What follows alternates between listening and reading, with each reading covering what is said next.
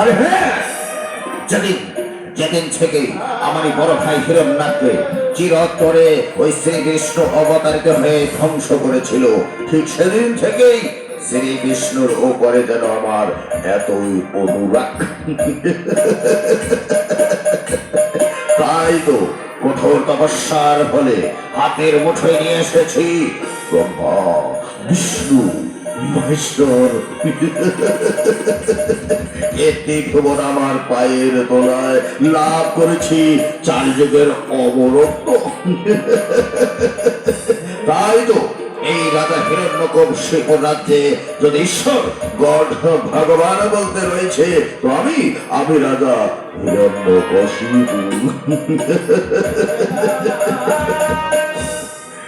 রাজ সিংহাসন ভালোই চলছে, প্রজাগণ সুখে দিনকাল কাটাচ্ছে, কিন্তু মনে আমার একটাই অনুরাগ, আমার কনিষ্ঠ ছেলে প্রহ্লাদ ও কি না হয়েছে হরি ভক্তা। ছোট্ট তো, তাই কোনটা ভালো কোনটা মন্দ সে বুঝে উঠতে পারেনি। এক্ষুনি ওই প্রহ্লাদকে ডেকে ওকে একটু সুশিক্ষিতের ব্যবস্থা করি না কেন? কে কথা আছে? এক্ষুনি আমার কনিষ্ঠ পুত্র প্রহ্লাদকে আমার কাছে পাঠিয়ে দাও তোমরা, এক্ষুনি। মহারাজ, যাচ্ছে যাচ্ছি, নিয়ে যাচ্ছি আপনার ছেলেকে। এই চলে এসো, চলে এসো, চলে এসো।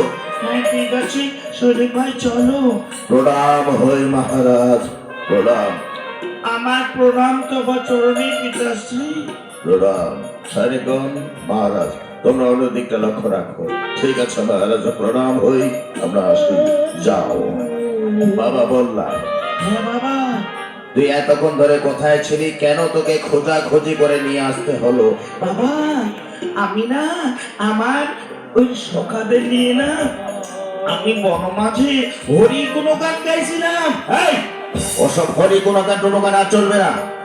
শোনো, এখন থেকে ওসব হরি টরি চলবে না, কারণ তুই হয়তো জানিস না বাবা, তুই ছোট তো, তাই বুঝে উঠতে পারবি না। এই রাজ্যে আমি ভগবান, আমি হরি, আমি হরি ছাড়া, আমি ভগবান ছাড়া অন্য কোনো ভগবানের প্রবেশ হতে পারে না, কখনো না। বাবা কি বলছো তুমি? তুমি নিজেকে কেন ভগবান বলছো? সবারই তো ঈশ্বর রয়েছে। এই চুপ! আমাকে জ্ঞান দিতে হবে না তোকে। শোনো, এদিকে এসো। তুই ছোট তো, তাই কোনটা ভালো কোনটা মন্দ তুই বুঝতে পারবি না। আসলে কি, তোকে উচ্চ শিক্ষিত আমি বানাবো, জানিস? আরে আমার অবর্তমানে না তুই হবি এই রাজ্যের রাজা, আর রাজত্ব চালাতে গেলে না ওসব হরিটনি নিয়ে চলে না, বুঝেছিস? তোকে উচ্চ শিক্ষিত হতে হবে। চল, তোকে এখনই স্কুলে ভর্তি করে দেবো। বাবা বাবা দেখো না বাবা, আমি না লেখাপড়ার মাঝে কিচ্ছু খুঁজে পাই না জানো বাবা। আমি আমি আমি স্কুলে ভর্তি হতে পারবো না, আমাকে দিও না, আমি লেখাপড়া করতে পারবো না। এই, কেন পারবে না? কেন পারবে না? হ্যাঁ, শোনো, স্কুলে তোকে এক্ষুনি ভর্তি করে দেবো, আর ভর্তি করে দিলেই মাস্টার মশাই পাঠদান দেবে, তুই আস্তে আস্তে শিক্ষা গ্রহণ করবি, তবেই তুই শিক্ষিত হয়ে যাবি। বাবা মনে হয় পারবো না আমি। পারবে কি পারবে না সেটা পরে দেখা যাবে। চলো চলো চলো চলো চলো। ও বাবা বাবা বাবা দেখো না বাবা, একটু এই জন্য আমাকে গুরু গৃহে দাও না, যেন আমি পাশাপাশি হরির নাম গাইতে পারি। বলেছি না আমাকে হরি বলে মানবি। চল, তোকে এক্ষুনি স্কুলে ভর্তি করে দেবো। বেশ চলো বাবা, চলো। কৃষ্ণ